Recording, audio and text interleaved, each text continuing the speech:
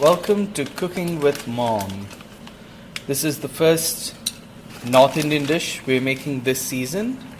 We are making the famous Channa Masala, Punjabi Chole, garbanzo beans, or chickpeas, the world famous chickpea.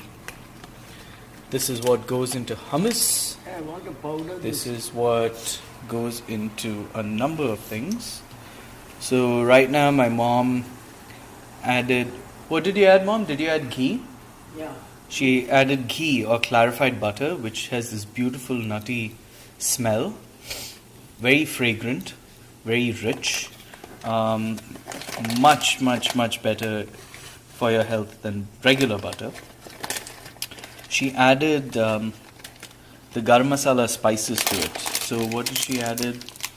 She's added dalchini, which is the Hindi word for cinnamon. So that's a cinnamon stick, and she has added a bay leaf and some mace. What's mace in Hindi? Janvantri. And then she's going to grind up some spices. So what is she grinding? The large. She's adding the large cardamom. Yeah. And then what else have you added? Next, main cardamoms and little bit of dhania. So Mom has added two black cardamom, some cumin, coriander seeds,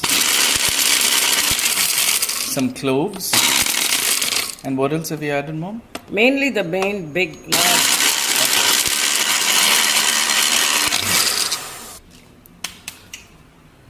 So the large black cardamom adds a lot of earthy flavors, and it's that very characteristic fragrance and scent of tandoori cuisine.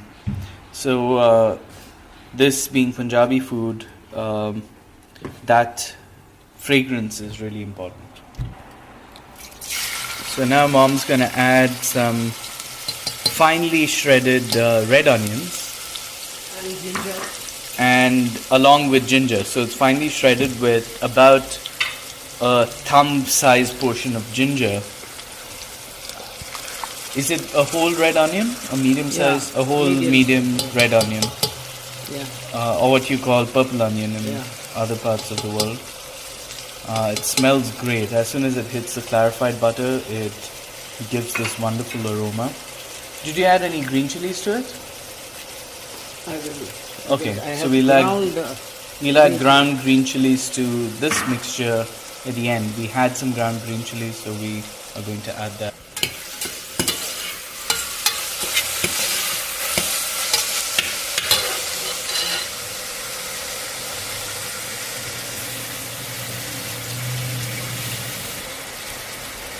If only I could record smells. The smells great. Just the onions with the spices and the clarified butter and a thumb of ginger. Now Mom adds her This is finely ground green chilies. Normally the green chilies would be ground with the onions and the ginger, but since we had extremely spicy green chilies, we decided to grind them separately and add smaller quantities to this mixture separately. It helps in fine-tuning the amount of spice we want. So what are we adding next, Mom? turmeric. Turmeric, the golden spice. Look at that. Great. It'll make the whole thing golden brown. Next, Mom's adding some shahi jeera, or is that regular jeera? Regular jeera, the green jeera. Shahi jeera is the black one. Black jeera is usually added to pulaus and rice dishes, whereas the green jeera is added to the curries or these sabjis. Look at that, it's become beautiful golden brown down below. It's not yet mixed fully. I'll just let it mix it. What's next? Dhania powder. Dhania powder, which is coriander seed powder. So there's a difference between coriander seed and coriander leaf. It's the same seed powder. It's the same plant, but coriander seeds are a spice, whereas the coriander leaf is a herb. Herbs are characterized by what's that? It's jeera powder. Okay, so that's cumin powder. So we've added cumin and coriander here to our spice mix, but we also add the powders of cumin and coriander into the masalas to really add the flavor into the onions.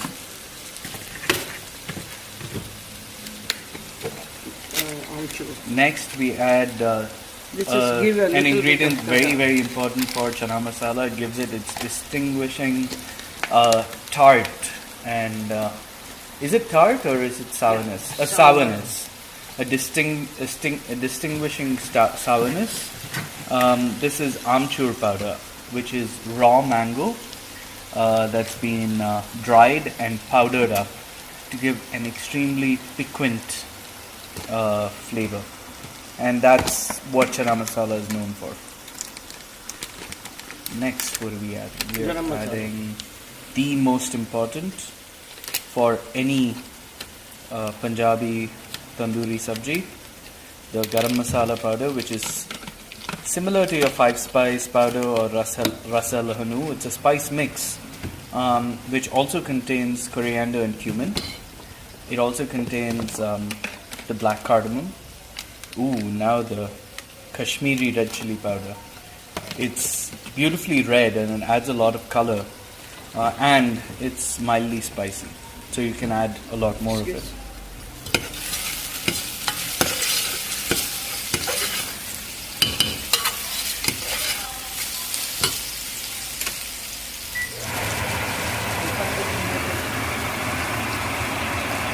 So next we add some bright red tomatoes. We add about 4 medium-sized ripe tomatoes. The good thing with Indian food is you can afford to add tomatoes that are a little overripe because you want some of that sourness, and you want the juices to blend with your onions and create a nice red sauce. Finally, we add the ground spices. Especially it is a large black cardamom. And it smells great. It gives that earthy, the cardamom, the black cardamom and the cloves create this deep earthy smell. It's almost like a smoked smell. So a lot of Indian dishes, Indian curries have this smoked smell because of the black cardamom.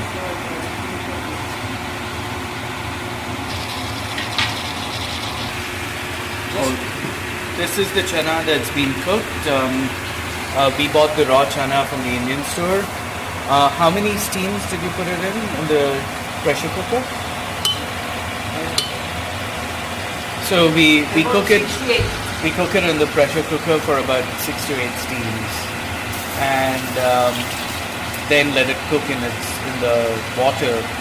The water from the juices are used to liquefy the curry and gives it that distinguishing chickpea flavor. Do you get the aroma of it? I do, but the video doesn't, unfortunately.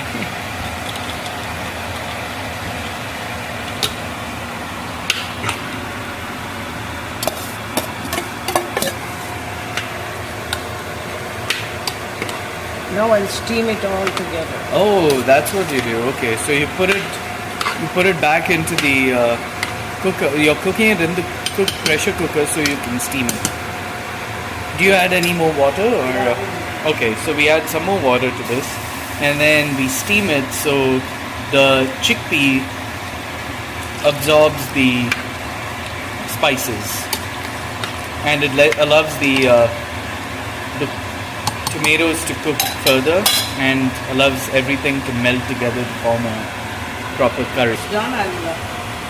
So now we put the stopper on, and then we let it run. I'll add coriander, fresh coriander.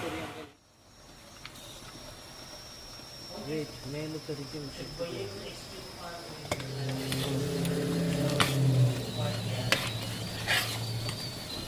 It has to thicken more.